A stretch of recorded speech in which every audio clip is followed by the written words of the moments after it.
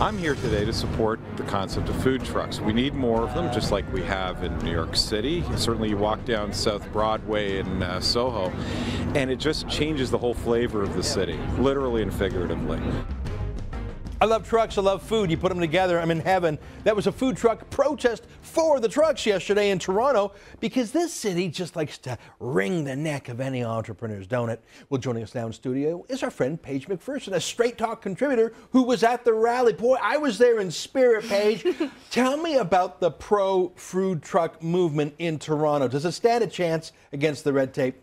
Well, that's hard to say at this point because this is something that Toronto Council just seems to want to debate and debate and debate and not really come to a conclusion on.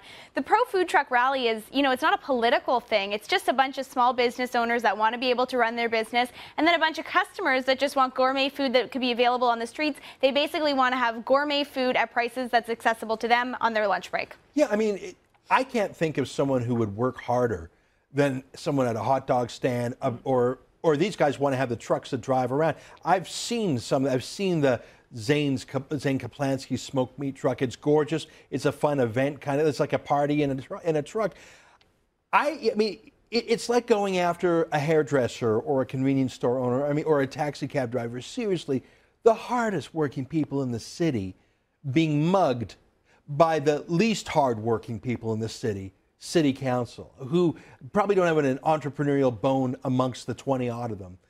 It just seems so unfair. Absolutely, and the whole thing here is, putting sort of undue regulations and red tape on these food trucks, and it's really not in the nature of competition at all. And by the way, they already have their health code up to snuff, and so there's no health issue. It's just the city doesn't want these food trucks for some whatever reason. Yeah, it really highlights the absurdity of government bans and government red tape on something that seems so harmless, just so pro-consumer choice and such a great thing. Yeah, if no one wanted these trucks, they wouldn't buy anything. Exactly. And the problem would solve itself. You set up your truck and no one buys from you, you're probably not going to stick around that many days. Exactly. Well, you mentioned Zane Kaplansky. I talked to him at the rally yesterday. He is one of the people that was sort of bringing out people, encouraging people to come on Twitter. Here's what he had to say about the battle that they're facing at City Hall. Toronto loves food trucks. I want the politicians to love food trucks. That's what this is all about. You just get them a meal here. That's what, Rob Ford was here. I don't know if we got a chance to give him a sandwich, but all of the mayoralty candidates, it's an election year. Yep. Politicians listen to people, especially at election time.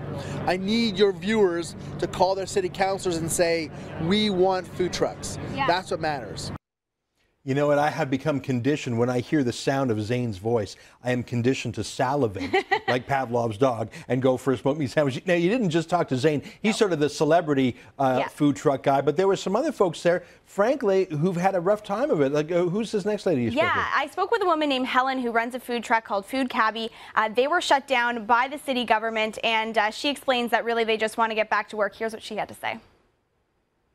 My name is Helen with the Food Cabbie. We were a couple of years ago parked just down the street here in a private parking lot, Queen and Jarvis. We were given the okay by the city. 6 months later, they come up to us and they said, sorry, we made a mistake, you got to split. We're just all anxious, we're tired, we're anxious. We just want to just give us an answer already and let us go on with our businesses. I think these Zane and Helen are taking the completely wrong approach. See, they want to work. They want to earn a living and provide customers something. If they said, we want to set up a free drug injection zone and maybe get free crack pipes like they do in Vancouver, they would not just get their zoning.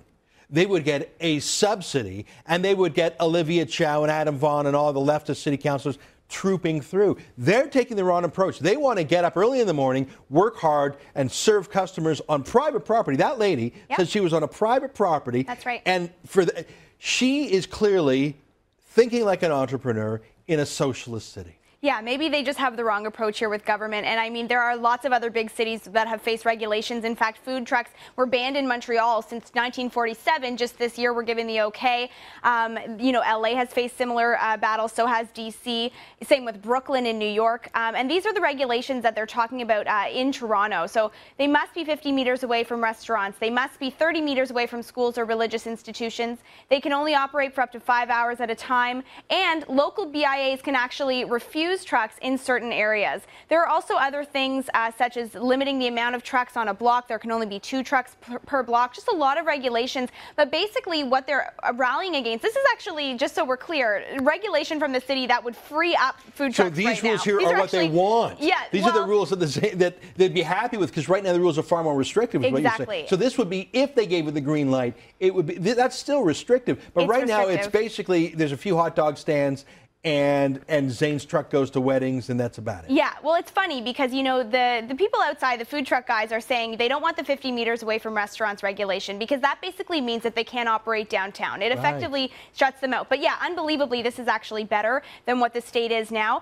But the funny thing is, you know, they're out there saying, we don't have tables, we don't have chairs or bathrooms, we're not the same service as a restaurant. But if you ask me, Ezra, you know, what if they did have tables and chairs? Who cares? Compete. It's a free market, right? They should be able to compete with restaurants. The ban is, it really highlights government absurdity. Like I say, if they were in the drug injection business, or the you know, I mean, with the Supreme Court these days, if they were in the prostitution business, the zoning would be changed for them in a flash.